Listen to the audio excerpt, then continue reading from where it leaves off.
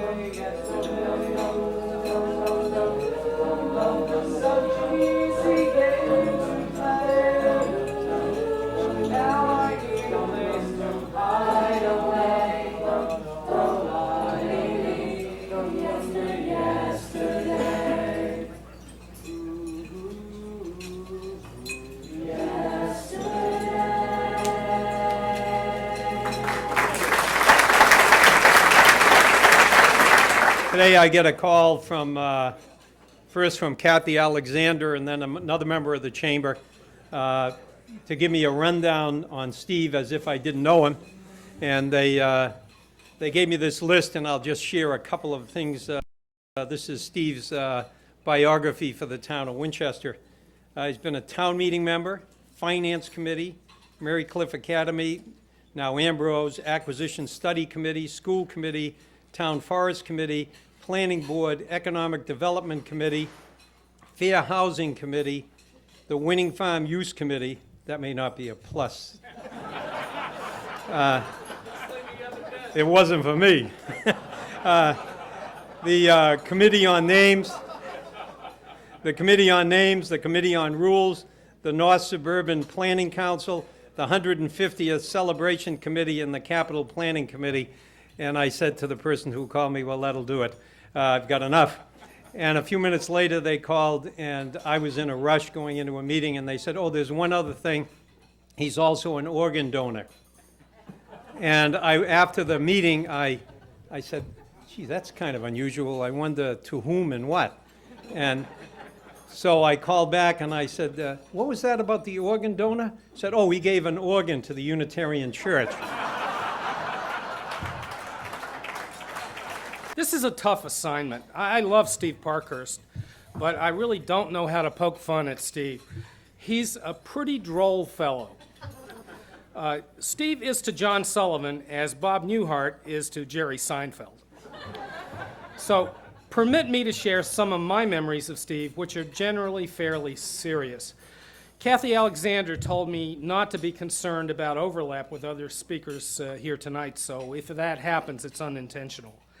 I really didn't get to know Steve until 1997 when I joined the planning board, and Steve had already been there for 3 years at that time. I found out pretty soon what had really been going on behind the curtain, and that was simply that Steve had been carrying the entire board. He was not only doing that on his very capable shoulders, he was filling in sometimes for the vacant town engineer. There was no town engineer at that point. And throughout that entire time, more than a year, he never complained or sought any extra recognition. That's the kind of stand-up guy that Steve is. Whenever some thankless job arose, some task that needed to be done, and in the context of the planning board, it was writing letters to other boards or running around town hall to see other departments, he cheerfully volunteered and was 100% reliable. Now that he's left the planning board, we're finding out all the stuff that he did because we're trying to delegate that to other people, and it's really difficult to find enough hands on deck. No doubt, in his professional career, Steve was just as valuable. The Bank of New England, for whom Steve once worked, is a distant memory, but Steve managed to successfully survive many cycles of corporate takeover and consolidation in the banking industry, when lesser men, quite frankly, didn't. During the last 8 years that I've known Steve pretty well, he retired from Gloucester Bank and Trust Company at least a half a dozen times that I could count, only to be dragged back to his desk, kicking and screaming in short order to solve some crisis or other. But finally, he did get out of there. I've learned a lot sitting beside Steve over the years, and if I could only put it into practice, I'd really have something. Steve's parents, who are unfortunately not around to see this day, would be very proud of him, I'm sure. They obviously cultivated in him a quiet self-confidence, which we all see, sincere modesty, public obligation, and a deep sense of propriety. These values were rare in those days, and they're even more rare today. If they were alive, I think their hearts would be warmed to see this night. I can't remember ever hearing Steve swear, and I have to say he can't say that about me. You don't know him on weekend. Well, I have a bad memory sometimes. Together, he and I have faced more than a few irritating attorneys over the years, present company accepted, of course. But Steve has taken everything in stride, while others sometimes haven't. He consistently practices the golden rule in his dealings with everyone, and who else among us can really say that? One of the important duties of the planning board is to review all special permit applications, and I see in the audience a few people who've been through that arduous process. Ideally, enough information comes to the planning board in the paperwork to handle that, but Steve insisted on going out for a site inspection in every case. He knows this town better than any limo driver or policeman. He's been everywhere, and we relied on him very heavily over the years. The town's much better off for it. Thank you, Steve.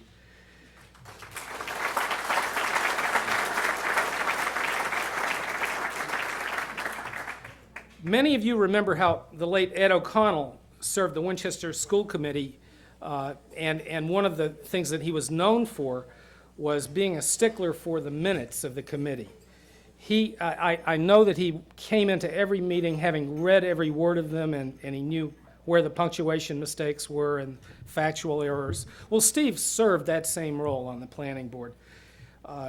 It's probably even more important on the planning board because occasionally we get sued over little minutia like that.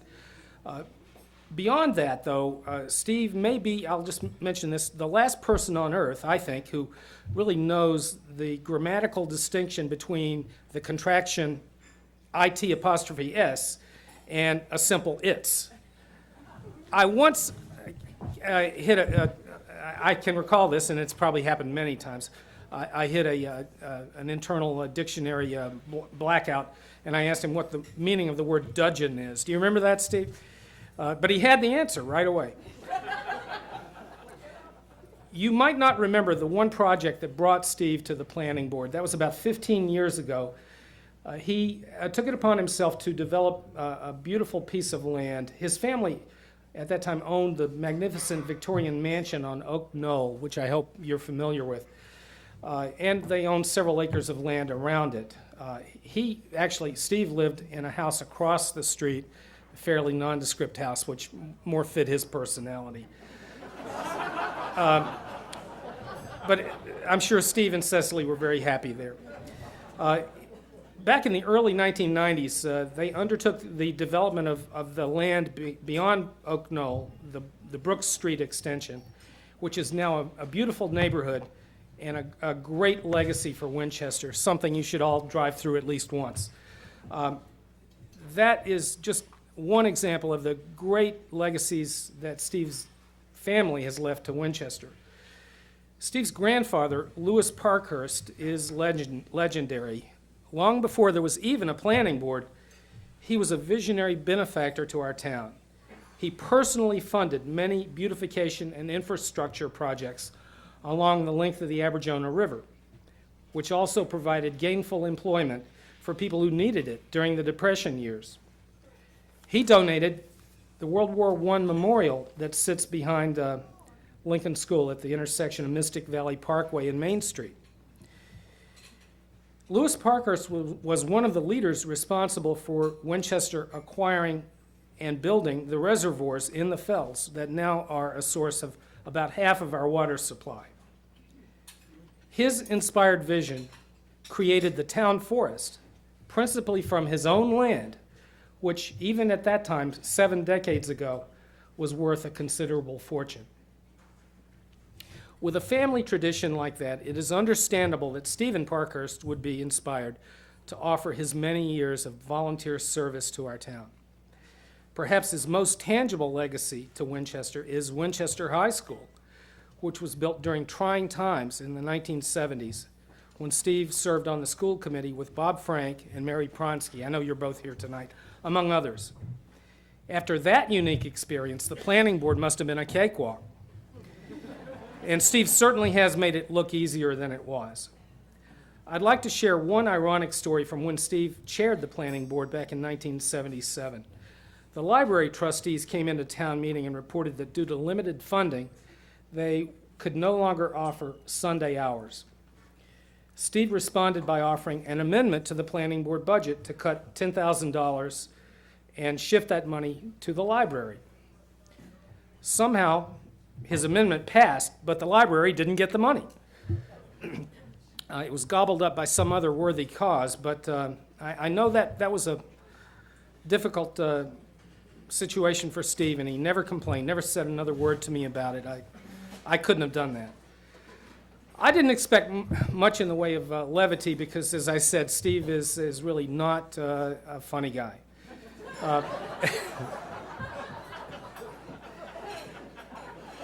He is, however, one of the great volunteer public servants and leaders in our community and in this or any other time.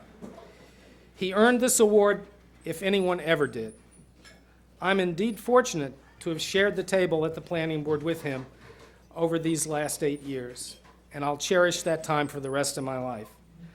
Your palms may tire before this night is out, but please join me in a big hand for Stephen Parkhurst. Before I present the certificate I have for Steve this evening, I want to make a few remarks. I kind of see how this evening's going, and I think this might be an evening where someone who isn't funny gets more laughs for not being funny than somebody who is. I mean, it's amazing how it's already developing, and this might be probably the occasion when we have more jokes about not being funny than attending a testimonial for Al Gore. So I think we may exceed that. For those, thank you, the board's here, that's why we brought them, in case I need some help.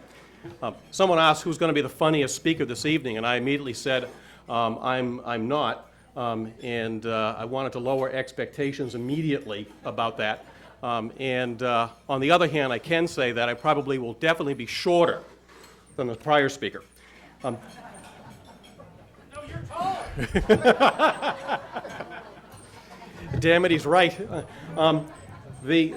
Those who are observing the political scene recently, I think, have noticed that we've had a little difficulty at the Board of Selectmen in finding candidates for office for the Board of Selectmen. Why, I don't know. But we've become a little desperate in the past few years, and we've even gone to the extent of poaching from the Planning Board. You may have noticed recent additions to the Board of Selectmen being Nurnberger and Howley. Now, I'm going to share some secrets with you this evening about all this in this way of the political developments. I mean, I've got nothing against Howley and Nurnberger. They're nice guys. They're okay. But I got to tell you, I really wanted Steve. If I had my pick, it would have been Steve for the Board of Selectmen. Now, I'm going to give you 3 reasons why I think Steve would have been a great selectman. Number one, I mean, again, no offense to Nurnberger and Howley, but he's smarter than both of them put together. Now, you might ask me, why is he smarter? Well, proof number 1, he's smarter. Do you see him running for the Board of Selectmen? Now, he's also smarter, and the second reason why I would choose Steve is a story that I've been told that's really amazing, and it proves what a creative financial mind that this man has. A few years back, I understand that there was a push for more funds for the Planning Board, something unusual. Someone wanted more funds for the Planning Board. And there was a need for funds for a study on the north end for a master plan, the triangle or something up there on the north end. And of course, you know, the Planning Board wasn't getting its way. Well, Steve took matters into his own hands. Late at night, one evening, he found a ditch that wasn't properly covered, so he claims. Fell into the ditch, sued the town. We settled the matter, gave him damages. He took the money, donated it to the town for the specific purpose of the study of the North End Triangle. Now, that's the kind of creative financing we need on the Board of Selectmen. Anybody who's willing to give their body, I want that person on my board. But I think there's more to this story, and I wasn't settling for that because I think this kind of creativity is in the genes of the Parkhurst family. I actually took the occasion. I mean, we all know Steve's a banker, and then I went back into the history of Winchester. You've already heard about Lewis Parkhurst. He was a banker. Some of you may know or may not know that he was one of the original founders of the Winchester Cooperative Bank and another bank in the town of Winchester, the early banks formed in the town. So there's, you know, a legacy here of some genes on banking. Now, those who've been following the Board of Selectmen recently, you might think that we could use a little help when it comes to accounting for money. So a banker might not be a bad idea for the skill set we need at the Board of Selectmen.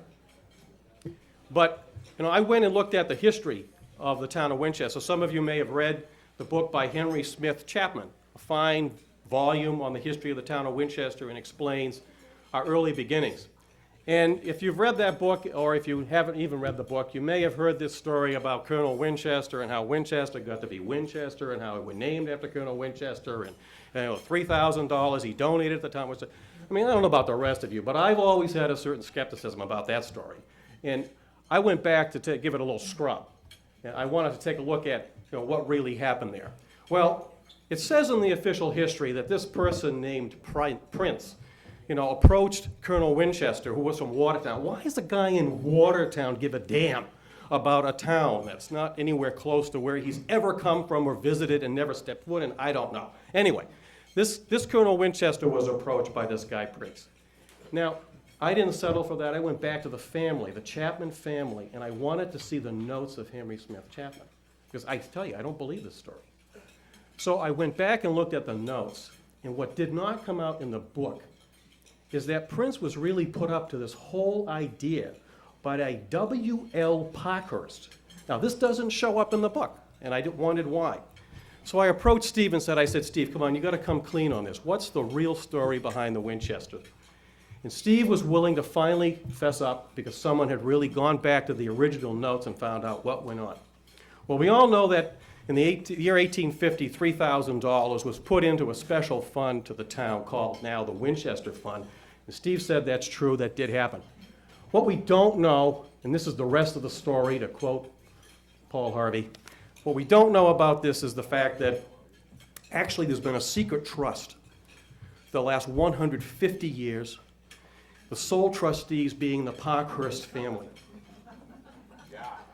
Now, Steve has given me some details about this, and it's rather remarkable. This trust invested in a series of stocks during the course of the last 150 years. When you see these names, you're gonna see the wisdom and the financial prowess. Union Pacific, General Motors, AT&T, IBM, Microsoft, Google. I've looked at these records, and each time it's amazing. They bought low, they sold high. Other people tell you to do it, you can't. They did it. Now, Steve then told me the most amazing part of this story, and this is going to be revealed on Monday night at town meeting as we debate the fiscal 2006 budget. Now, I'm asking everybody here to keep it a secret. Keep what I'm about to tell you in this room, please. I don't think that's going to be hard because most of you aren't even listening to me. So I think that's going to be easy. But right now, when we look at the balance in this account, amazing as it seems, they, over a course of 150 years, doubled the money each year. This sum of money now is a little over $90 million. That is the true balance of the Winchester Fund. Now, I've consulted with Mel Klechter, our town manager, and I said, Mel, how good is this news? This beats everything else. I mean, this is my kind of an all-you-can-eat buffet. And he said, well, that's going to cover our deficit that I project for the next 50 years at least. That's terrific. No overrides to worry about. We're covered for 50 years. Now, the best part of this story for anyone who's thinking of the Board of Selectmen is that I then consulted with our town council, Wade Welch. And Wade looked at the original document on the $3,000 gift from Colonel Winchester to the town of Winchester. And it's the opinion of Wade Welch that this is a selectman's gift fund.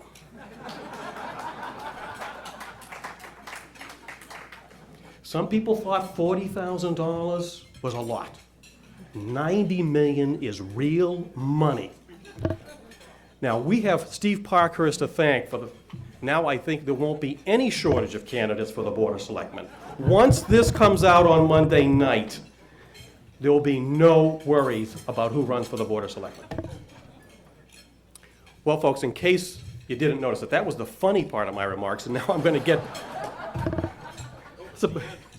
And it's not the end. That's about as good as it gets, I'm afraid.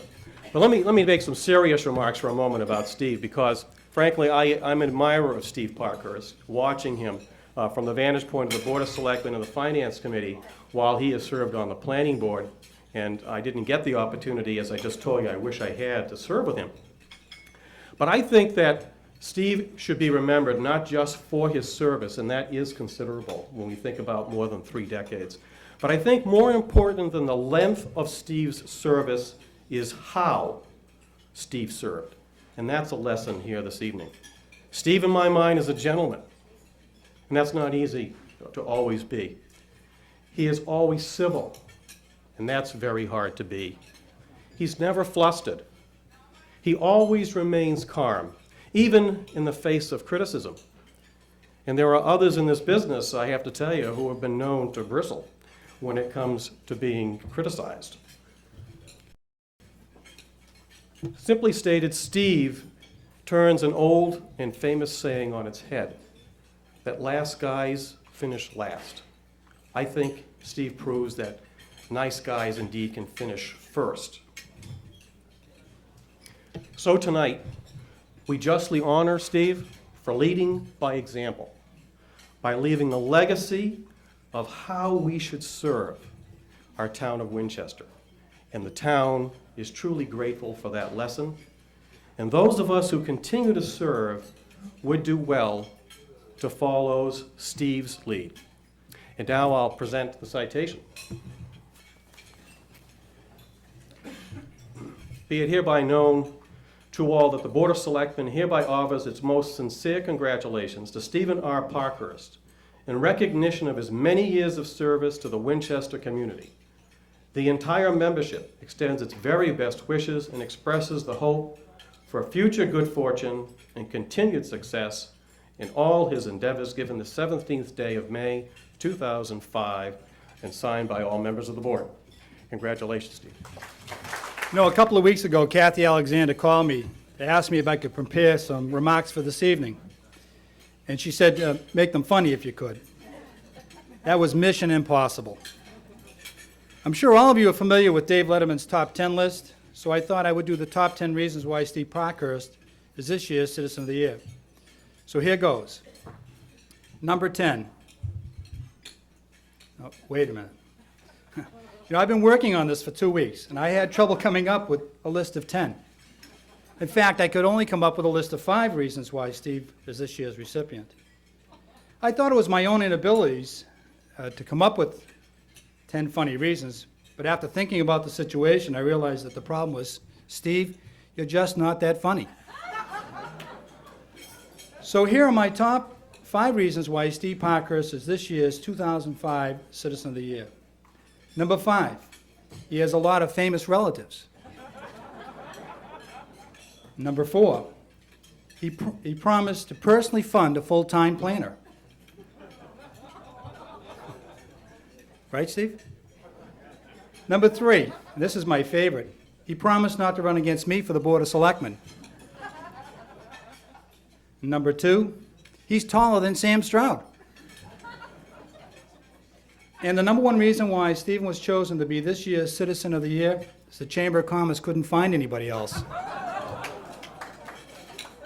Really, on a serious note, there's been a lot said about Stephen, the last couple of speakers, and I did have the pleasure of serving with Steve on the planning board from 1997 to 2000.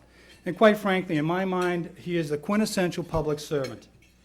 He is dedicated, hardworking, knowledgeable, thoughtful, and a true gentleman in every respect. Winchester is very lucky to have Steve Parkhurst. I would like to thank Steve's family for sharing Steve with the town of Winchester, and congratulations, Steve. Good evening. It's nice to be back in Winchester. I'm particularly honored and very emotional to be here for Steve Parkhurst. I was asked to be humorous, and I tried my best, but, you know, Steve is not the funniest man on the planet. And neither am I.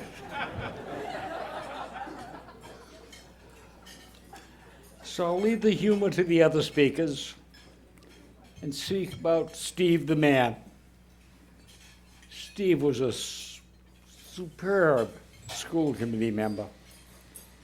And in all due respect to other school committee members that I served with who are here tonight, he was the best, and I mean that sincerely. He did not seek the position to promote the goals of a few. Rather, he wanted to bring the town together and do what was best for the community and the kids.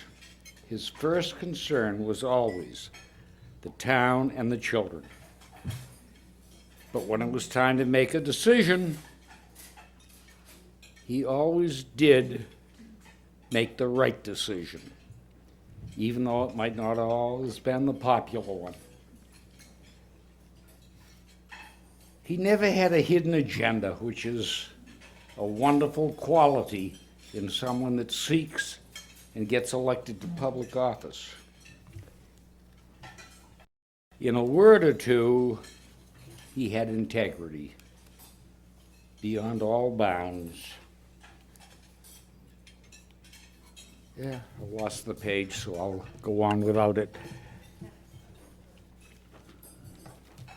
I am very honored to be here tonight because it is Steve Parkhurst, gentleman, scholar, and bright. And by the way, there is no substitute for a brain, and Steve doesn't need one. He has it. I tried to think of a few humorous things, and I really couldn't. But I do remember on one of my first visits to Winchester, I arrived at the meeting and couldn't find my wallet. Another awfully good school committee member,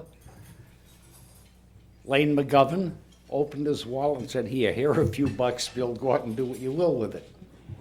Went back to my room, found my wallet, and had a meeting the next morning to go over the agenda with Steve. And I said, Steve, can you give this money to Lane? He loaned it to me last night. And Steve said, sure, no problem. Well, about 2 months later, I ran into Lane, and he said, you know, did you forget you owed me a few bucks? And I said, no, I gave it to Steve Parkhurst. Did you ever pay him, Steve?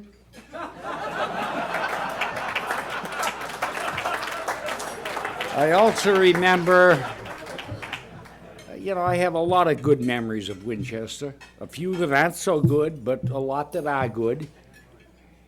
And I can remember the night that I announced my retirement, which apparently came as a shock to everyone, except my wife, who knew about it, and one of my sons, who was at the meeting. And when I announced it, the then chairperson, Connie Pappas, said, Bill, I am speechless. And not knowing I had an open microphone, I said, well, Connie, that sure as hell is a first.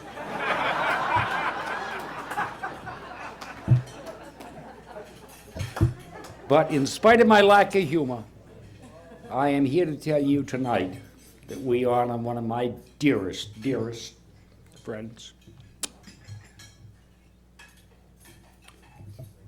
To me, he's more than the Citizen of the Year. He's Mr. Winchester. Thank you, Steve. Good evening, everybody.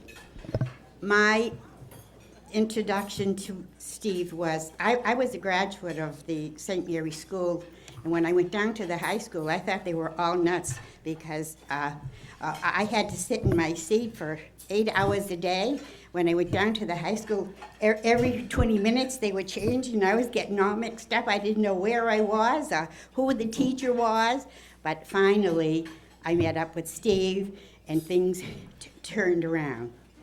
I happened to get a phone call that very day, and I thought it was a disgruntled parent who had something to say to me, when in fact that was not the case.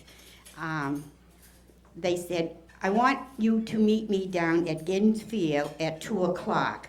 And I thought, what do they want me down there for at 2 o'clock? So I called my husband, who was a police officer. I said, Tony, I need a favor. Please circle that area there with the cruiser. I don't know, some nut called and wants to talk to me about it. And so Tony said, don't worry about it.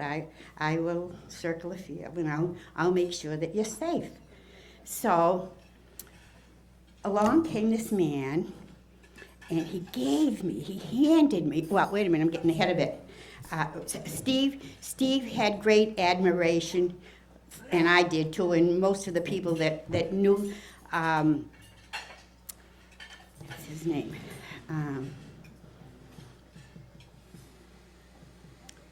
Oh God, I just lost the guy's name.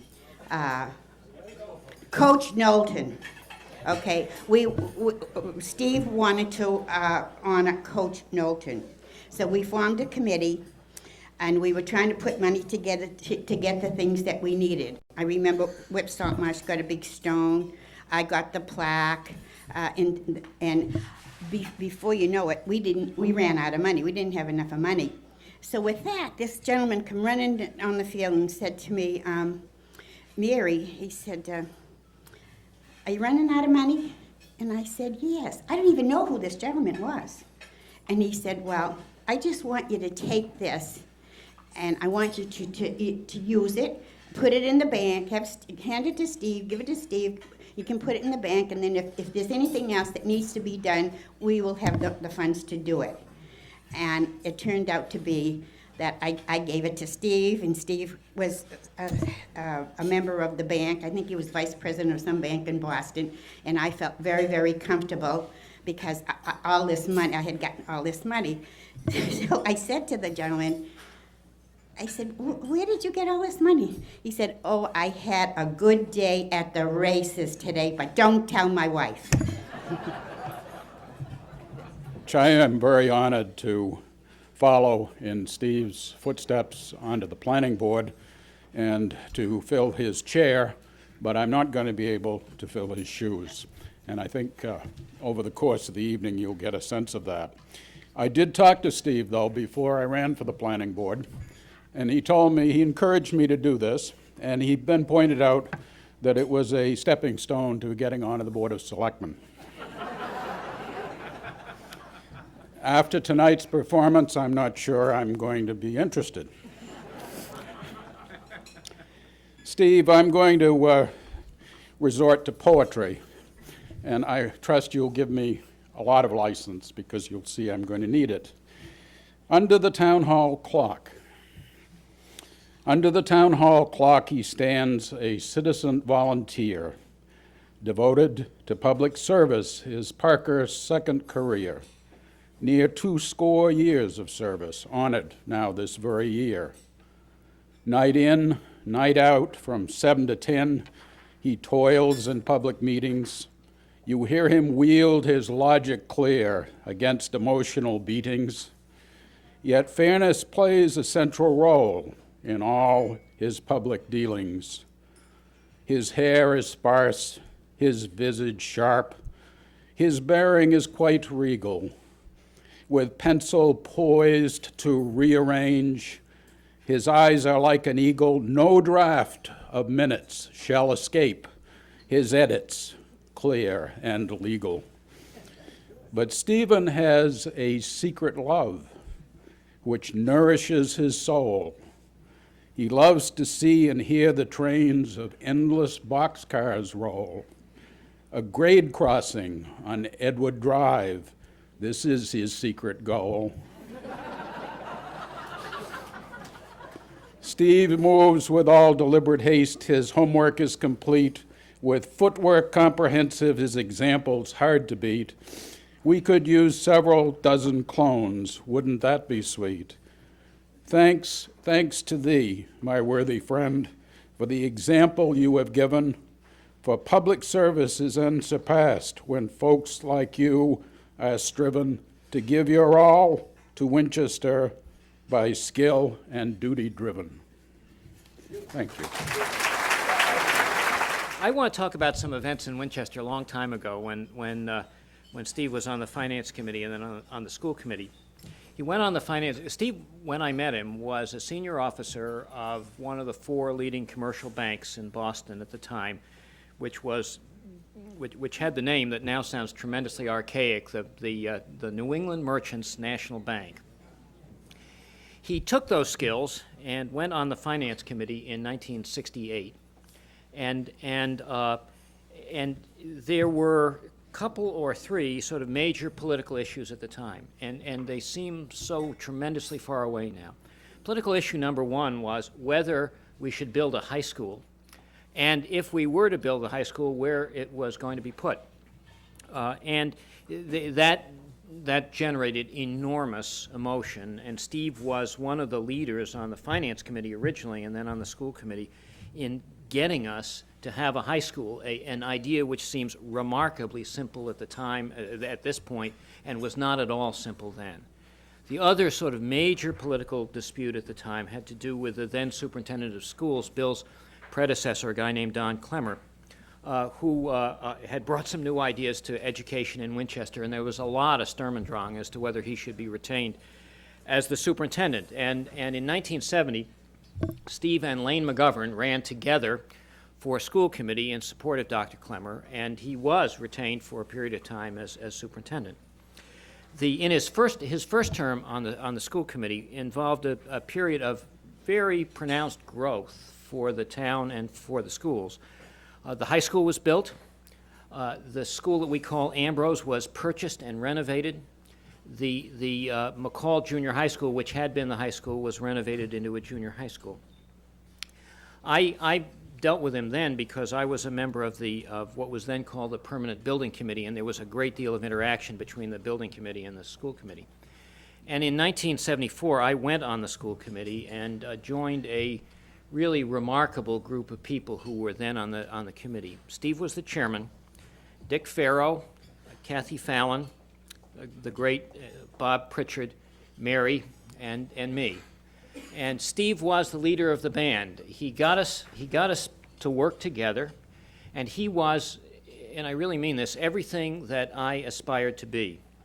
He was intelligent and knowledgeable. He had terrific judgment. He was well-spoken. He was patient. He was polite, and he was fair. And I watched him and wished that I could be that good.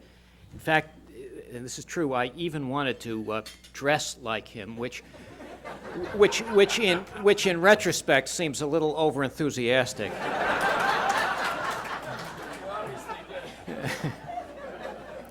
The issues of that day, I mean, every year this is pre-2.5 times, and so there was every year a town meeting debate that lasted 2 or 3 nights over the school committee budget, at which a large number of issues were discussed, and some voted up and some voted down, and it was sort of a major focus of what we did. And the other major focus was an issue of a different character. This was a tough time in Boston. This is the early, middle 1970s. The Boston schools were in turmoil. There was a terrific and sad dichotomy between the educational opportunities available for some kids in Boston and kids who were lucky enough to live in a town like Winchester. There was a state-supported program that allowed some inner-city kids to the privilege of attending and having the advantage of a Winchester education. It was cost-neutral to the town, and it was an issue that had come up before I went on the school committee and that came up again when I was on the school committee with Steve, and it was extraordinarily controversial. There was a long debate about the issue, a lengthy town meeting, or perhaps 2, and eventually a school committee vote. And the school committee voted in favor of the program, and that produced reaction like nothing that I at least have ever seen in this town. There were demonstrations in front of Steve's house. One of our colleagues, not Steve or me, had swastikas painted on his garage, and it was as difficult a time as we faced. That was not the end of the issue. There was a town-wide referendum in which the town voted by a significant majority not to go forward with the program. And that presented for Steve and for the rest of us a very difficult moral and civic dilemma.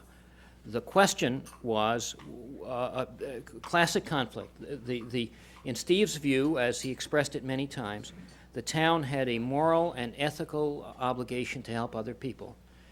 And in Steve's view, the people had voted, and that was entitled to very great weight. And ultimately, what he decided to do, and what he led a majority of us to do, was, in my judgment, the politically courageous thing to do and the decent thing to do, which was to vote to go forward with the program. Steve has been an example to all of us that has rarely been equaled in the town.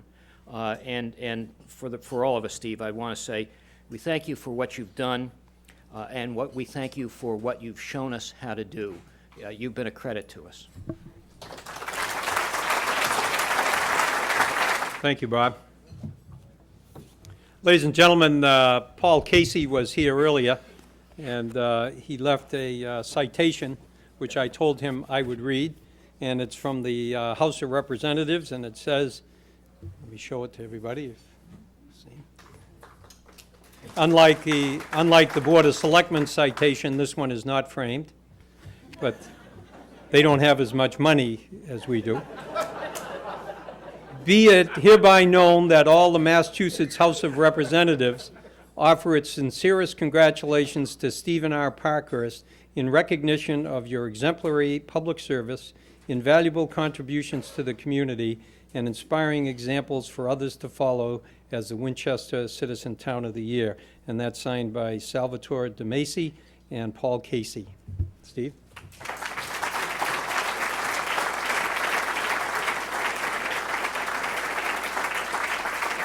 My name is Steve Anderson, and I have been asked to give you a very short address, which I'm happy to do. It's 15 Herrick Street. The rest of my remarks will take much longer. Just kidding, John. You know, John may be dressed like the head waiter, but make no mistake, he is really in charge. In fact, I look at it as my assignment to talk to you, your assignment is to listen, and my job is to finish before you do. And that gets me to the cerebral part of my remarks. It was either Benedict Spinoza, Immanuel Kant, it might have been Woody Allen, one of those people, who said that 90% of life is showing up. And when we were all younger, as many of us were, we didn't think that was really much of an assignment. Show up, we can do that, that's not so hard.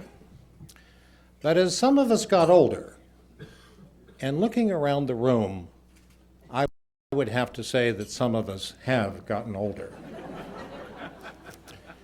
We've learned that isn't so easy to do. Day after day, week in, week out, year after year, showing up, ready to perform. It's a tough assignment, and Steve Parkhurst has done it. As a father, a husband, a banker, and a dedicated public servant. He's been there, he's done it, and he's done a wonderful job. He's done it from A to B, from ably to brilliant. One of the things that I can talk about that allows me to say that is his experience on the planning board, which you've heard a lot about.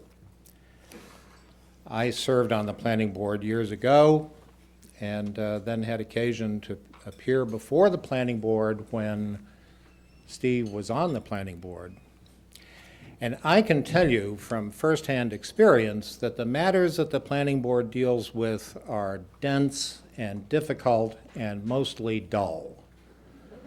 Really not glamorous. But Steve, being Steve, dived into it, mastered it, and was a master of what he needed to do, and in those difficult situations that arise from time to time on the planning board, he was always the master of the situation. And, as you've heard, and you'll hear again, what was remarkable about that was that he managed to treat everyone with respect. He was polite to everyone. And this in a time, just to be serious for a moment, although it's been true for a long time, it is much more true today that people feel that they can appear before members of the planning board, let's say, or other boards, and say anything that comes into their minds, however scurrilous or criminal the accusation may be, reprehensible that is, but Steve never lost his sense of decorum and propriety. In a word or in two words, he handled it always with finesse and politesse. Those are French words that I've thrown in to let you know that this is a high-quality speech I'm giving to you here. But that's entirely fitting and appropriate because we're talking about a very high-quality person. A man who has our thanks and appreciation, and for whom being recognized as Citizen of the Year is very well deserved. Congratulations, Steve. WinCam's production of Citizen of the Year is brought to you by Winchester Savings Bank, your hometown independent community bank. Call 781-729-2130. I've only known Steve the last 7 or 8 years. I've known him through church. Wasn't that impressed with his organ. And through some social activities we share, and then of course through the planning board, and I've really seen him as a mentor to me on the planning board. I really didn't have a whole lot of time to prepare anything, and I had better things to do. So I actually went to some flea markets and just figured I could buy some time with a few presents. And so I need you, Steve. It is amazing what you can find at Enka. One of the things that we learned on the planning board was, and I think people have alluded to this, Steve has been everywhere. Every time we'd visit a neighborhood, he lived across the street. Every time we went down the street, he developed the houses at the end of it. He knew all the people there. And what I was amazed to find was this board game, Where in Winchester is Steve Parkhurst?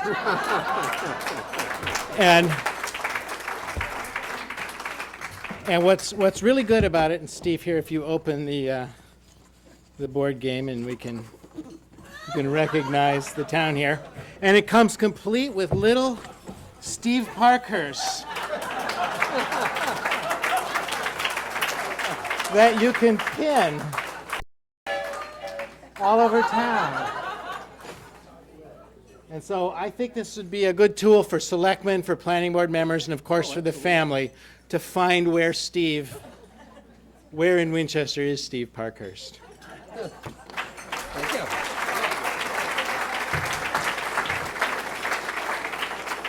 The other thing I think we've all learned about Steve is he's very private.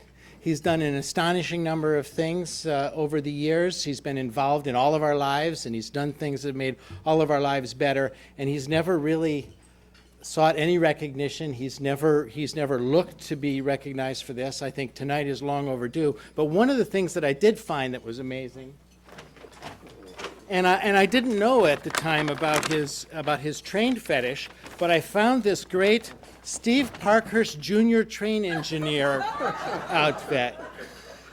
And one of the things that's good here is that I think he's going to walk away from this and people aren't going to realize they're on the same street as a Citizen of the Year. However, this comes with the Steve Parkhurst Citizen of the Year engineer bandana.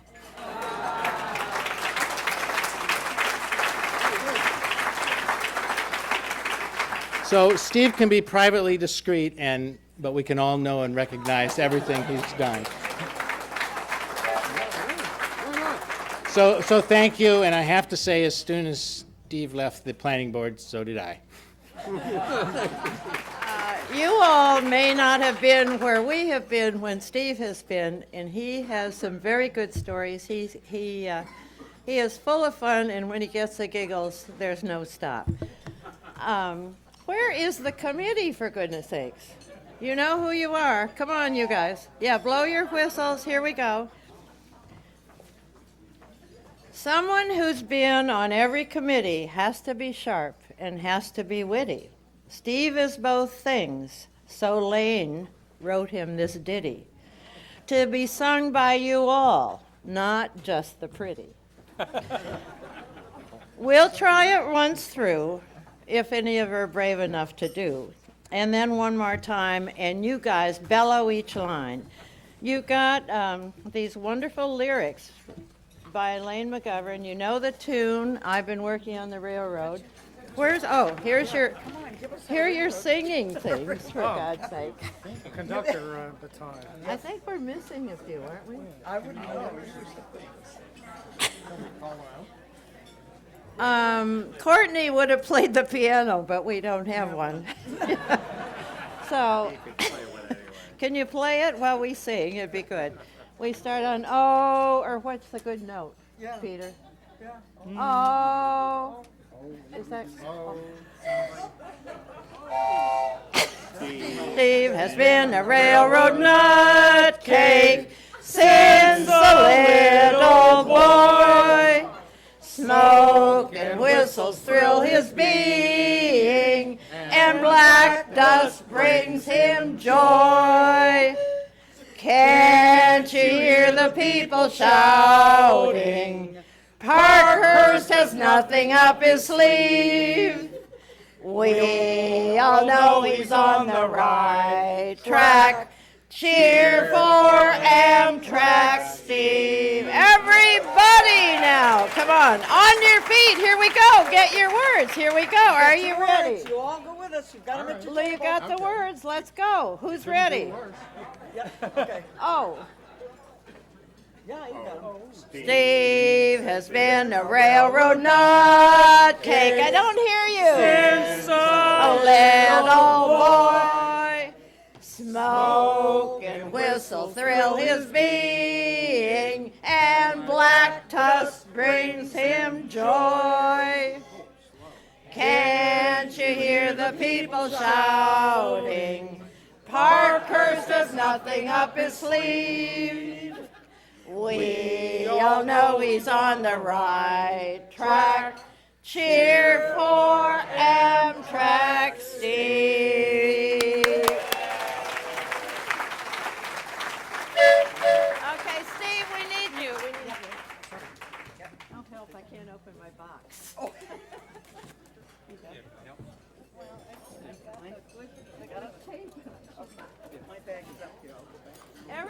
Everybody needs a silver trophy.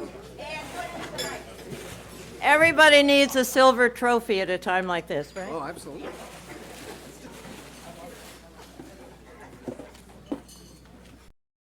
You're gonna love this. If I can get it out of the box. Listen to it, listen to it.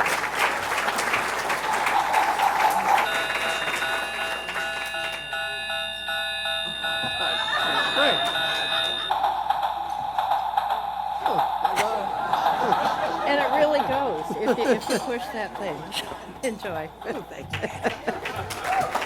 Listen, this is a big room of friends of Steve Parkhurst, and I can't believe how little you know about him. I can't believe his family and I are the only ones that know some of this history. Now, if you're a good friend of Steve Parkhurst, you know that it's Stephen with a PH, none of this V business, okay? And that started a long time ago because you know about the family he came from. He needed an alias for some of his early activities. You can run, Steve, but you can't hide from the Citizen of the Year sleuths, okay? Steve has been a planner from the get-go, and very early on, he plan things, okay? And he, as a kid, I mean, how many kids love speed, especially you guys, when you were little, right? I mean, you like speed. And trains are wonderful, and Steve is a train buff now. But, you know, he had to experiment and start out with different things to see where his interests really lay. And one of the first things he did was he experimented with racing pigeons. Now this is the Steve Parkhurst quality-winning Erbots Jansen pigeons. And there he is getting a trophy. I mean, he's gotten 4 firsts, 7 seconds. He's won all sorts of following positions in Newcastle. Now, you've got to understand, to avoid us, he did this in England. And when this was all over, he won over 250 pounds with his racing pigeons. I mean, you can just come up and look at this anytime you want. But, you know, in that case, the pigeons were doing the racing. You know, it's more fun if you do the racing yourself. So Steve switched to cars. And in his 55 Chevy, he was a top sportsman with the Hooters Race Club. I mean, there it is, 176 miles an hour. There were an awful lot of entries, and you came in 20th. Now, that's not first, but I mean, you know, when you're experimenting with this, that's pretty good. There he is, Steve Parkhurst, right there. Now, you know, the last thing is you've heard all the serious stuff, and you've heard people say Steve isn't funny, and the way most of us have known him, you know, rumors have been that Steve was born in a 3-piece suit, you know, and, you know, that's not fair. He was not. But, you know, you can see he's very tall and very slim. Now, my husband's tall and skinny, too. That's life. But anyway, when these guys were young, okay, this was the time of the Atlas muscle building program. Remember you saw those in comic books and stuff like that? The kid on the beach who got sand kicked in his face because he just, remember how that was? Well, he wasn't willing to accept that. He went right into the program. And the most fantastic thing he did, you'll never believe it. You come up and look at it and you'll see. Steve Parkhurst pressed over 1,901 aggregate pounds. Huh? Nobody but nobody kicked sand in this guy's face, I can tell you. And what impresses me most, Steve, is that you pulled it off. I can tell nobody knew. Nobody had a clue. It's been perfectly marvelous. And with pleasure, I congratulate you and present you with the records of your achievements.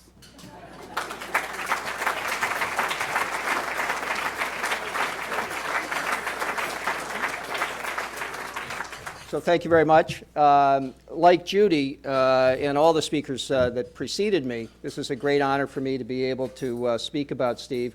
I have great admiration for Steve.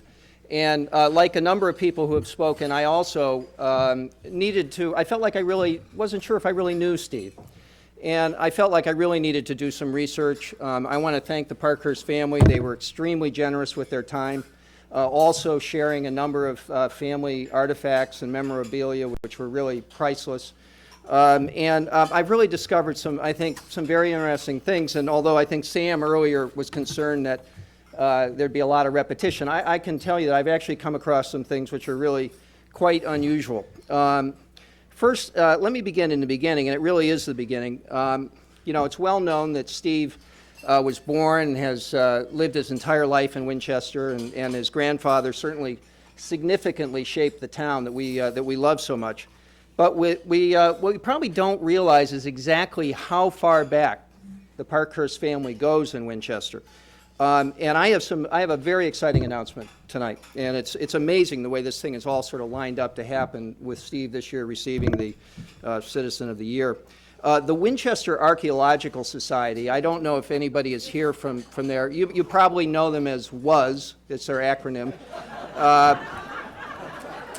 They have recently discovered a cave. And it's not just any cave, this is a prehistoric cave in Winchester.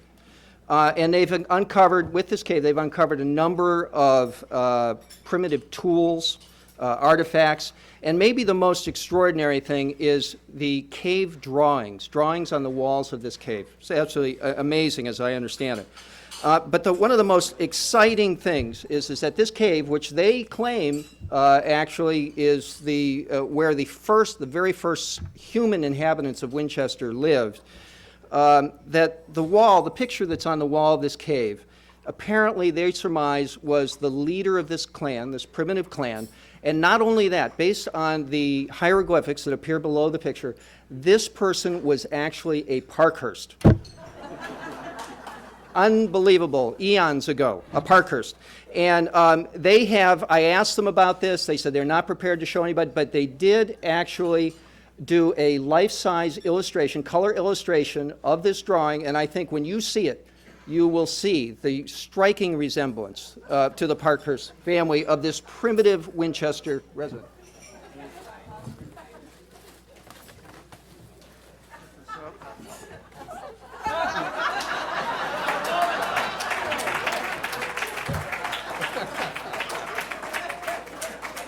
Yeah, I don't know if you could all see this, but I think you'll agree the resemblance to the Parkhurst family goes.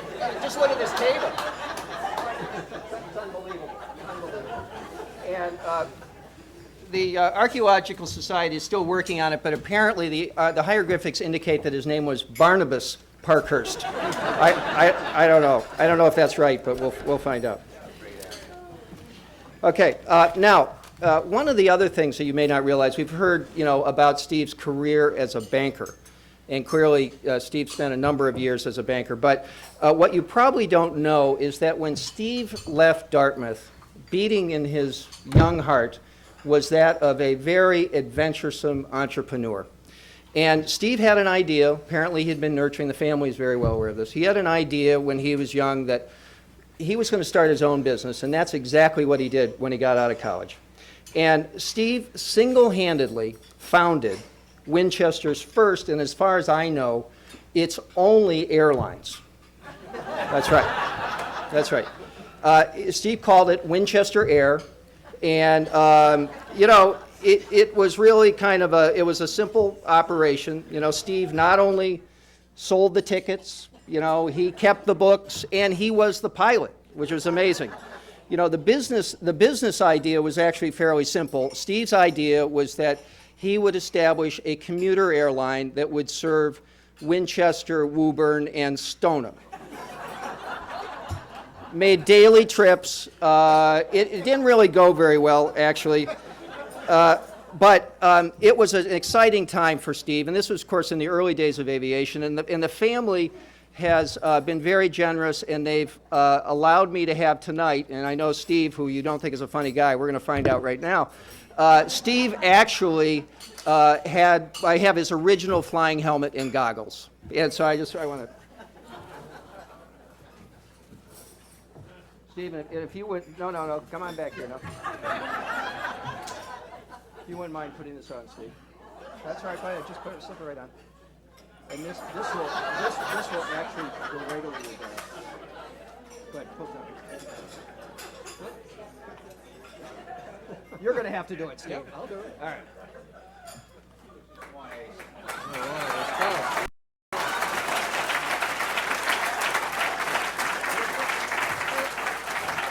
I mean, can you imagine what a dashing figure Steve was in those days? I don't know why the airlines didn't work, Steve. I really don't. Would you borrow money from this man? Now, after the airlines went bust, Steve had to actually think about this a little bit, and he really didn't know what to do. And so he just sort of followed his heart, and he started to basically devote his time to something that was very, very near and dear to him, and that was actually painting. Steve loved to paint, and I don't mean houses either. I mean Steve loved to paint. And, it's probably something people don't realize, Steve's artistic side, but those of you who have known Steve for years will tell you that, in fact, it was a common sight to see Steve with his easel and his box of oils. He'd show up one place or another in Winchester painting lovely pictures of Winchester. And I actually, with the help of the Woburn Times Chronicle, I was going through their archives, and I actually have a photo of Steve while he was in painting one day. And I think you'll see the resemblance of Steve right away, but also you'll notice the Congregational Church in the background. It's actually a wonderful photo. Here it is here. I don't know if you can see that. I guess you can't see this. I know Steve can't see it. This is actually an artist in Paris, but I said it was, the Congregational Church. Okay. Now, the other thing, Steve, you'll be happy to know you're going to be able to take that off in a minute. After Steve got done with the painting, he did get into banking, and of course it was a long and very successful career. And although it's in the program, I think people don't appreciate fully the fact that Steve and his family, in following that career, actually went to the Cape, and they lived away from Winchester for I think 9 or 10 years, I believe it was. And I don't know if it was, leaving his comfortable surroundings, or it was the time that it was where there was so much sort of societal turmoil. But while Steve was on the Cape and away from Winchester, he began to question a lot of things. Maybe it was a midlife crisis thing or something, I don't know, or thrown in with that wild Cape crowd. But he really went through some pretty wild times, and apparently, Steve has actually destroyed all of the photographs that were taken of him during that troubled period on the Cape. But with the help of his family and a number of friends who knew him, and then also a wonderful makeup artist that Kathy has made available to us, I think we'll be able to give you an idea of exactly what Steve was going through and what he looked like, actually, during that period on the Cape. Steve, if you could take that off for a second. Yes, I would be happy. Yeah. I don't think you will be happy in a minute, but yeah. That's all right. Just slip this right. Just slip this right out. Are we good? Nice couple. Yeah. It was a special look. And I've since told Steve that I thought whatever the treatment was to get his hair to do that, I think it actually killed the rest of it. So I don't know. Actually, I only have one more thing, but everybody has been talking about all the different things that Steve has done and all the wonderful civic contributions, all the boards that he's been involved with. But one thing that you probably don't know, and I don't think it came up anywhere in the program, John, is what an ardent environmentalist Steve is. And that early on when he started getting involved with Winchester, he was very, very big on the Conservation Commission, trying to give them some leadership. He was not on the commission itself, but he constantly supported them, engaged them, trying to challenge them. And one of the big things for Steve was the Aberjona, to try to restore the Aberjona and reclaim it from the pollution and sort of neglect, and really make it the wonderful sort of waterway that it is. And I actually have a wonderful photograph, an enlargement of a photograph of Steve really leading the Conservation Commission in one of their regular spring cleanup efforts on the Aberjona. And I think you'll like this. Oh, there it is.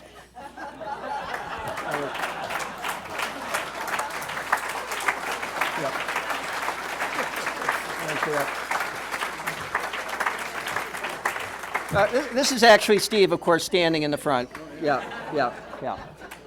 Wonderful. He did a wonderful job. I just really want to say that, like everybody else who's been up here, it has been a great honor for me to serve with Steve. You know, I had some pretty good examples growing up of people who had integrity, were gentlemen, were committed to public service. And who set pretty high standards. And I have to say that Steve is every bit that kind of person. And for all of us who care about our town so much, the kind of example that Steve gives for how we should conduct ourselves in our public life, I think is really something that is really, really extraordinary. So thank you very much, Steve. Really appreciate it. My sister had asked me a few weeks ago, oh, could you, actually my brothers, could you have something prepared? And, oh, sure, no problem at all. And unlike my father, I just procrastinated it completely away and didn't, didn't give it another thought and said, well, I'll just wing it. But it really does, my heart, and I know my brothers and sisters' heart, so good to see, see all you kind people here honoring my father. We grew up seeing awards and things that our ancestors had done for the town, and my grandfather and my great-grandfather and things like that. And it's just so nice to see, my father being honored, for that, because as a kid, I just automatically assumed that everybody went out the door at 6:15, 6:30 in the morning and didn't walk back in the door until 6:30 at night. And those were bankers' hours. Those were the bankers' hours. So that my mother could put some food in his mouth so that then he could run out to whichever meeting it was. So that then at school I could hear, well, you should be ashamed of yourself for your father on the school committee, and which I wasn't at all. Didn't give another thought about it. But, it's just to hear people think that, my father's not funny, and you guys didn't, when I'll stack his up like cordwood, and, come running after us and things like that. Or me and my brother, we lived right above my mother and father, and we'd be jumping around and doing whatever we were doing, and you'd hear him stomping up the stairs, and he'd come in and he goes, "Goddamn apes, I'm raising apes,"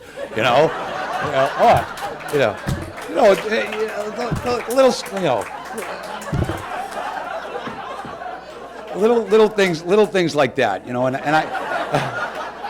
I hear about his patience and his ethics. I believe that I'd put him to the test on a lot of those.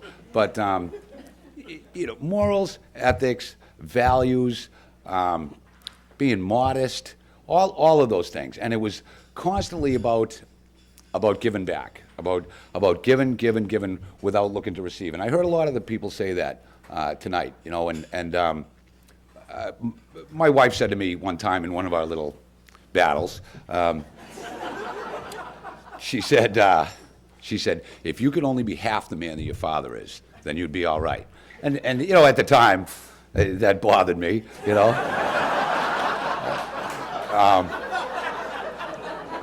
But very true, very true. And I figure, well, I'm halfway there, so I'm doing okay.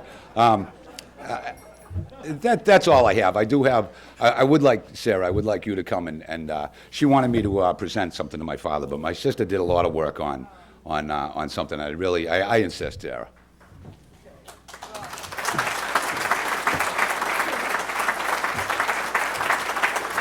We were trying to think of a great gift to give my father in honor of this occasion. And we went back and forth trying to figure out what to do. Something special for the town, and what we decided was to purchase a park bench to the chamber in your name, and to be enjoyed by many in the town, with a plaque that will say, Stephen R. Parkhurst, in appreciation of his lifelong service to the town of Winchester, May 17th, 2005. And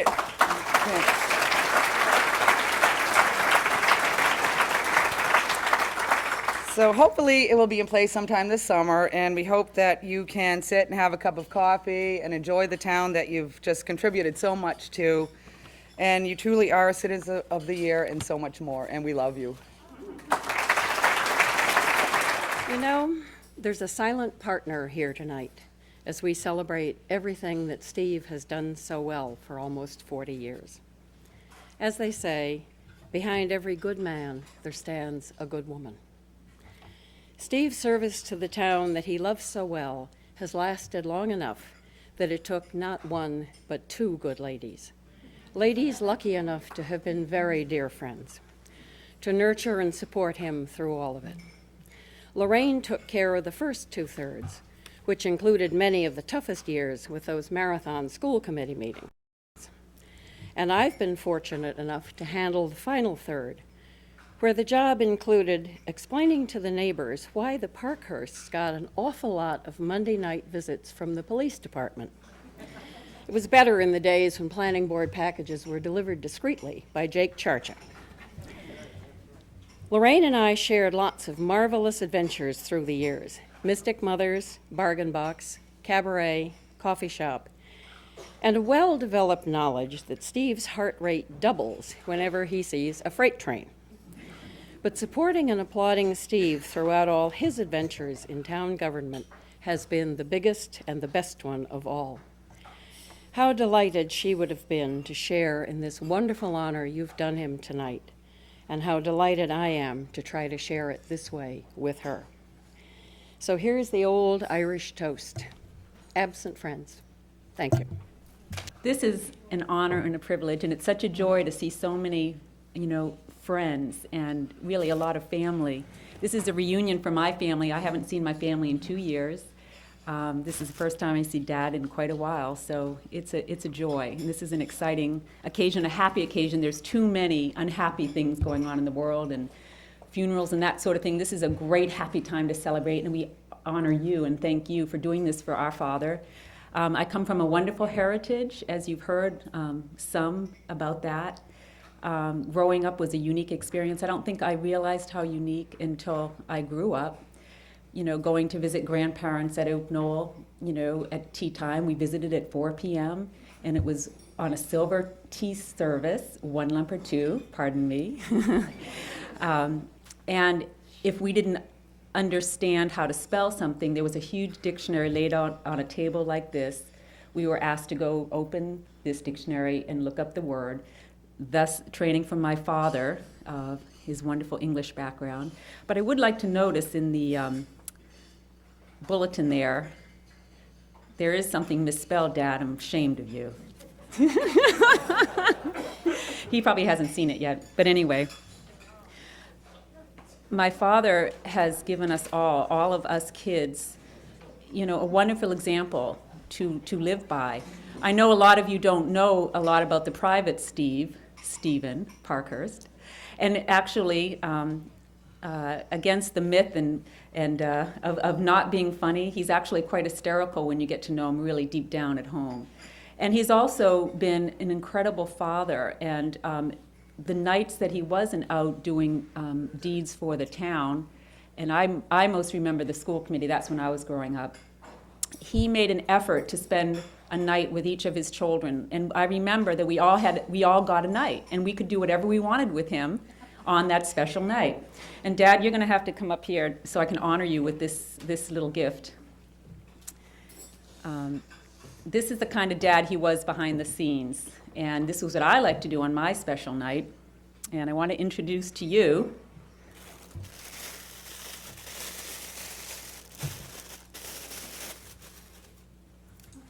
Oh, yes. the Barbie Queen of Fashion.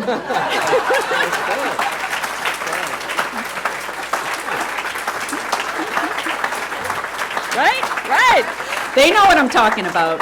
We couldn't wait for it to be our night with Dad, okay? He would play whatever we wanted, and humbling himself to do such things.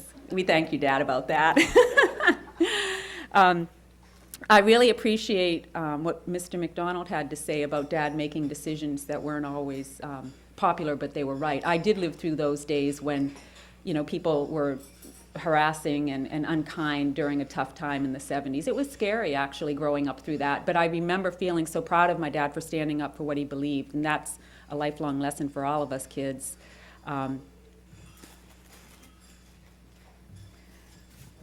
He's also given us all an incredible education, and I always thought it was just something he was doing for us so that we would have a really good experience in our school system.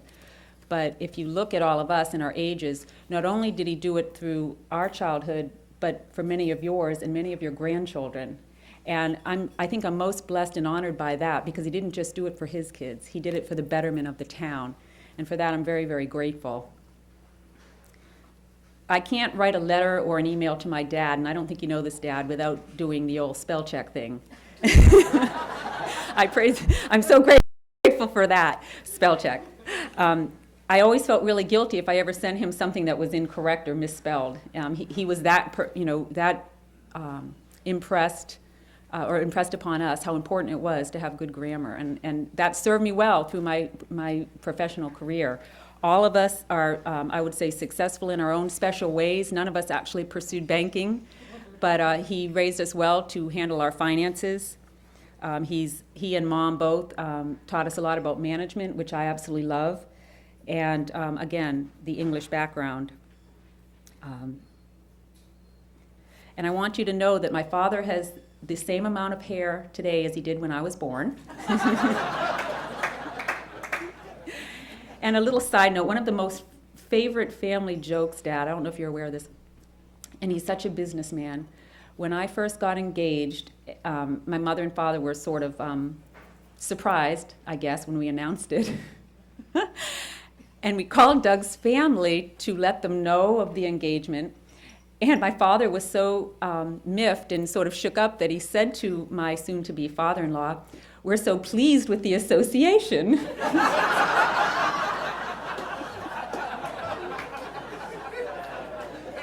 He'll never live that one down. I could go on and on and on because it's just an honor and a privilege. And without getting teary, Dad, you've been an incredible example for my life. You're humble, you're honest, you're loyal, your integrity is incredible. You would never, you don't look for the glory, you don't look for for any kind of praise. And that's the kind of man that I'm proud to know. And thank you, Dad, I love you.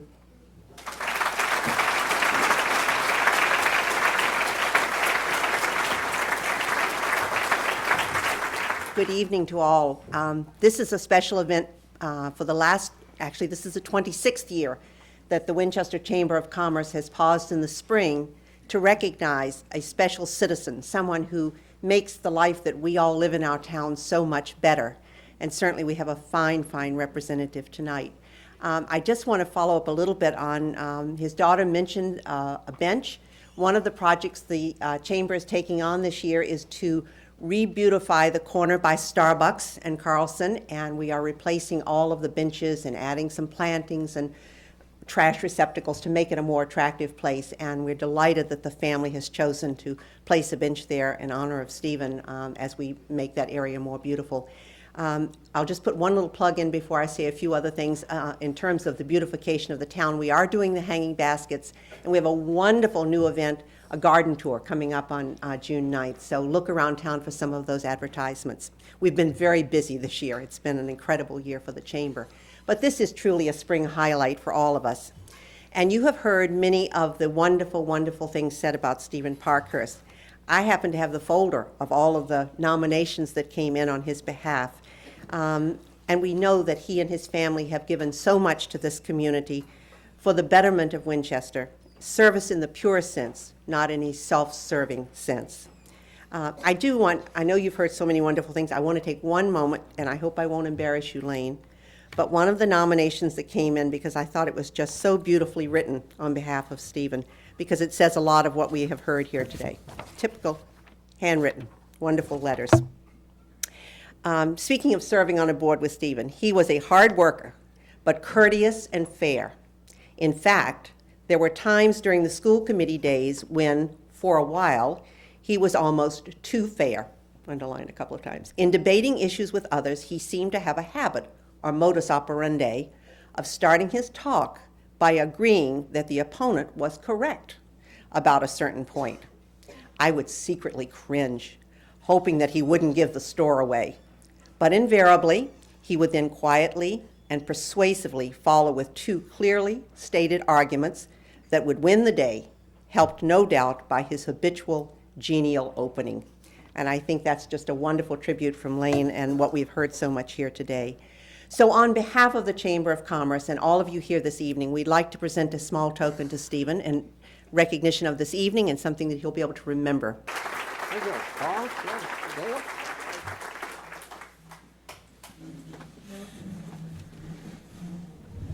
Well, thank you, everybody. I'm touched by all these remarks. I mean, I wonder if you've been talking about the same person. But anyway, and I've got to say, I also feel pressured to say something humorous before this evening is over. Somehow I seem to have gotten a bad rap here, but you know.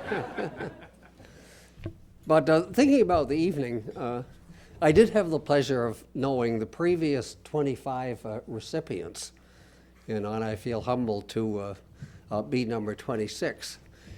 And I imagine there are a few others who may have known them all. I think Whip Saltmarsh would, John Sullivan would, and perhaps some others. But I'm grateful that I had the opportunity to know all my predecessors.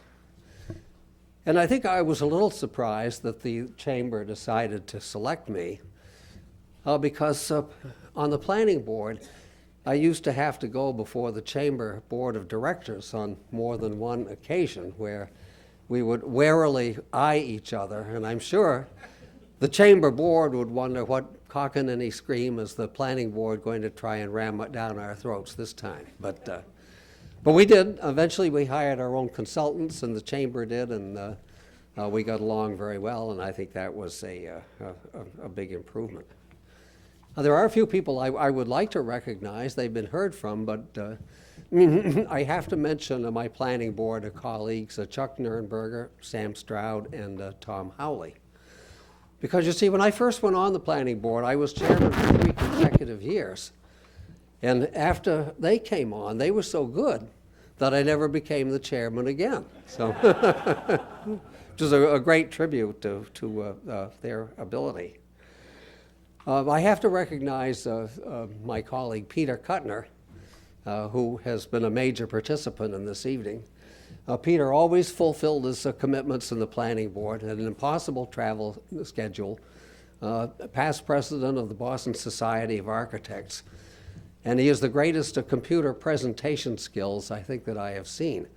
Peter has raised the bar for any of the town meeting presentations you may have seen in terms of computer graphics. And much of the artwork here this evening was prepared by Peter, and we're grateful for that. I think when you go off a board, you always wonder if it's going to collapse upon your departure. But it certainly is good, and I'm sure that Peter Kuttner felt the same way because we went off together.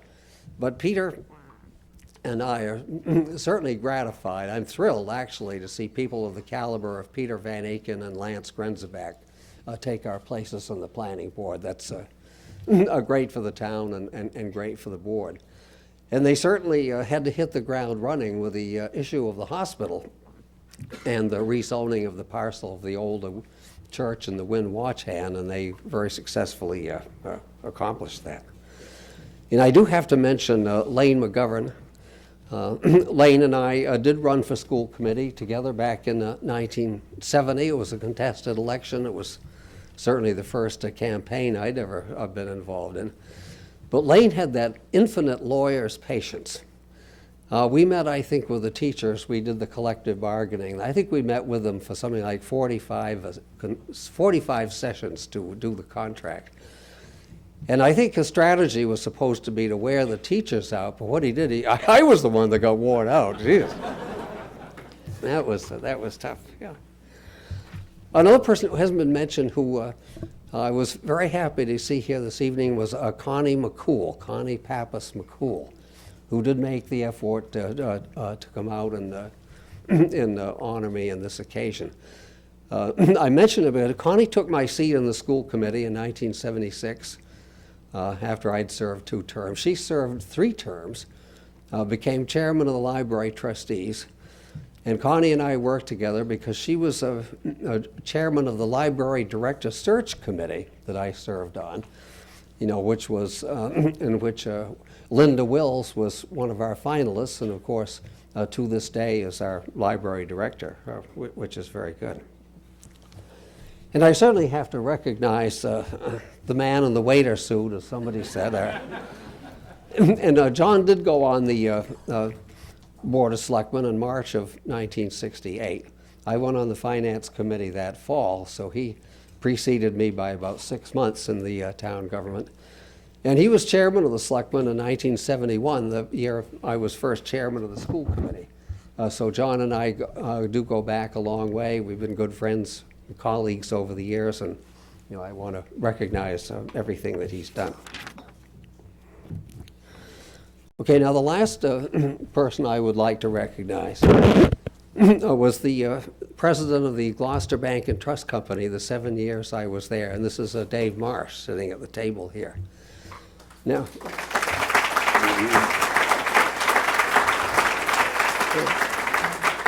well, I mentioned, Dave, that they say everybody should be fired once in their lifetime, their business career. And I was fired from a previous job at age 62. And maybe it's fine to be fired, but I don't recommend it at age 62. Not a good scene. But anyway, I thought maybe the best that I could do would be to obtain a position, on a bank that was looking at a transition situation. Maybe they had a senior officer or a junior officer rather, who wasn't quite ready. And so Dave and I had known each other from our Bank of New England days, and I was very grateful to him for giving me the opportunity to go back into the industry and work with him for 7 years, which I did do. So I'm grateful to Dave for that. He is also a past president of the Cape Ann Chamber of Commerce, very successful there. So if you're aware of any Winchester businesses that have defected to Cape Ann, there's the man you can blame. That's right over here.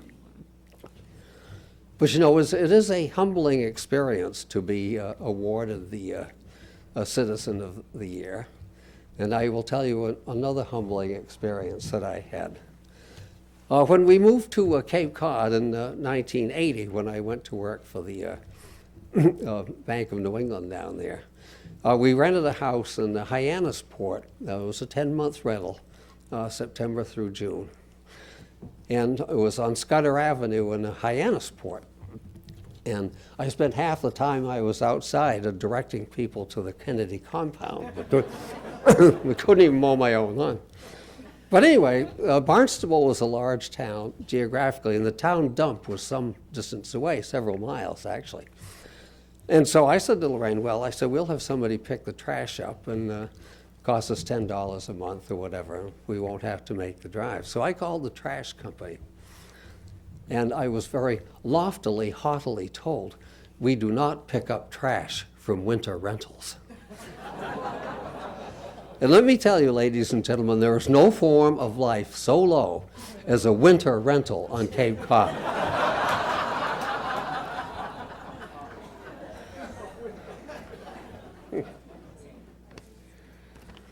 The last thing I'd say about Dave Marsh is that you all remember Y2K? And we had to be there at the bank. That was, I think, about the worst challenge that I had with the whole Y2K caper. But anyway, in December 31, 1999, the bank had its own ops center and computer installation. So we had to go in, and in fact, Cecily was with me. We had been at a New Year's Eve party, and we got to the bank about 11:30, 11:45. And we watched the ball drop on television, see what was going to happen to our computer installation at 12 midnight. And of course, nothing did. If anything had happened, I don't know what the hell we would have done anyway.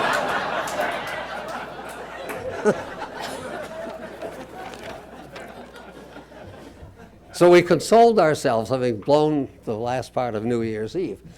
We did go out and test our ATMs about 12:15, just so we could say we'd accomplished something in the course of the evening. Okay. One of the last things I would mention is that I don't know if you all knew that I was a town employee at one time. In the summer of 1949, the summers of 1950, I worked for the water department, which at that time hired 10 or a dozen people. And they put us on as a brush crew around the reservoirs because they wanted the softwood trees cut down. It would improve the watershed and all that. So we not only cut the brush, of course there were no power tools, and we had to put it on flatbed trucks, and we took it over to, there was a lot over by the South Dam, and then on a rainy day we would burn this brush. But that wasn't the only assignment that we had. At that time, Johnson Road was not completed. You could, the two ends, but the space in the middle was all woodland. So that was a job we had. They sent us up, to cut the brush and create what is now Johnson Road in the summer of 1950, I think it was. Another job was the jackhammer detail. I remember we went down to the town yard to go to work, and they told us, well, we're going to put you on the jackhammer detail today. So, so we went up, I think it was about opposite where Ambrose is now, actually. And the boss said, you got to run a jackhammer. Well, Judy Muter took my line because I really was the Charles Atlas before type. I wasn't exactly the jackhammer man. Well, I will tell you, you don't have to run a jackhammer very long to understand that maybe there are better ways to earn a living than run a jackhammer. But, we survived that. But the one that was difficult to survive, too, and I won't go on, I'll just tell you one little last story about working summers for the water department. And there was a railroad siding back of what was then Blanchard's Lumber Yard, which is about now where the Burger King is. And once a year, the town, the Boston and Maine Railroad would deliver a boxcar full of 100-pound bags of rock salt. And it was put on the siding, and the rock salt was used to soften the water at the town's well field, which was by the Lynch School. I think there's still some wells over there. Well, I remember, and of course, who got the boxcar detail but the summer reservoir crew, I remember being young. I'd been partying the night before, actually, and, and figured, 19, what are you going to do? And I thought, well, we'd go in, we'd have a pretty easy day. Johnny Flaherty would take it easy on us up around the resi, and so on. Instead of which he said, you guys have got the boxcar detail today. I don't think I ever put in such a long day in my life, lifting these 100-pound, because we had to handle them twice. First, we had to unload the boxcar. Then we had to, we had to put them on a flatbed truck, drive them to the well field, and then unload them, from this flatbed truck into the shed that was to the well field. Well, I will tell you, there was never a flatbed truck delivered or driven so slowly in the town of Winchester as that flatbed, because I was the one that was driving it. And we took our own good time. But the town treated us well. We got the munificent sum of 90 cents an hour for that job, which could buy you whatever, which you bought at age 19. The last job we had, they had an extra week's left. Budget left, so they asked two of us, a fellow named Bob Roth, whom some of you might know and might, if we would like to wire brush the South Dam Bridge. We said, sure, we'll do it. So that was what we did. That bridge is up near the Randy Swartz water treatment plant now. And it goes across the outlet from there are about 6 I-beams in this bridge. And so we spent an entire week on step ladders with a wire brush and a whisk broom, working 90 cents an hour to get this bridge done. I could no more do that now than the man on the moon, but we did it for a week then. So it was varied. You really have to work for a town to get to know it, I think, as I'm sure the professionals here would very much recognize. But I think over the years, in one capacity or another, I certainly enjoyed serving the town. As some of you know, it's obviously not without its frustrations. But the greatest benefit is the opportunity to meet so many wonderful people. And I think the crowd here, the audience, is an attestation to that, because many, not all, but most of the people here, I think I did meet through serving the town of Winchester and being involved in the town government. But I think the two most difficult issues we had dealt with, certainly the Metco was number one, and I think the winning farm issue was number two. But I guess if there's any consolation, I can't think of a vote that I ever took that I would change. And I've certainly thought some of them over about 100 times, as you do if you work in the town service. One thing I certainly enjoyed was the ad hoc committees I served on, and there were 7 of them. Because one thing about an ad hoc committee is, when you submit your report, You know, when it's over, and that's the end of it. And my speech is over and over. I'm grateful for everybody who came. I'm touched, I'm honored, and I'm grateful. Thank you.